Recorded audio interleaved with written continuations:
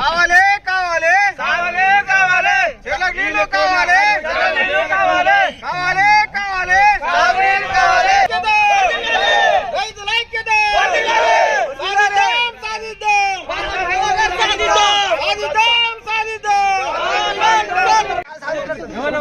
3 సంవత్సరాల నుంచి మా పొలాలు ఎండిపోతున్నాయి. ఈ సంవత్సరం ఎక్కువ ఎండిపోతున్నాయి.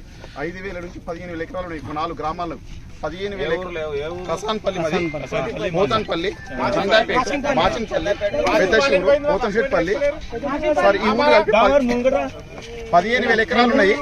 ఆ 15,000 ఎకరాలు ఇప్పుడు ఈ కాలువలు లేకపోతే మాకు పక్కన పోంటే మన కొండపోచమ్మ సాగర్ కాలువ పోతుంది. పక్కపోటి దళితాబాద్ మండలం మొత్తం నీళ్ళు వస్తున్నాయి.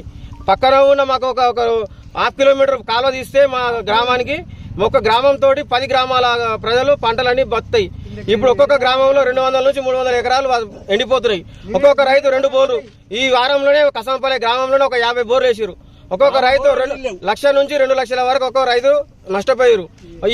వాళ్ళ పరిస్థితి ఎట్లున్నది అంటే ఒక్కొక్కరు పురుగు మందులు తప్ప వాళ్ళకి ఏ దిక్కులేదు, ఎవరు ఆదుకునే దిక్కులేడు. మాకు ఏ గవర్నమెంట్ పట్టించుకోవట్లేదు.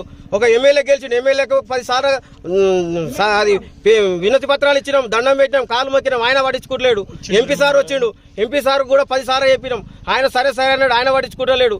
మాకు ఈ గవర్నమెంట్లు మారుతున్నాయి, అన్ని మారుతున్నాయి. పక్కపడి గోదావరి నీళ్ళు పోతున్నాయి, మా బతుకులు మారతలేవు. ఇక్కడ ప్రజలు మా యువకులు అంతా తీవ్రంగా ఒక్కొక్కరు యువకులు మొన్ననే ఒక కసంపల్లి గ్రామంలో ఒక పిల్లగాడు పొలం ఎండిపోయిందని చెప్పి ఊరేసుకొని చచ్చిపోయాడు.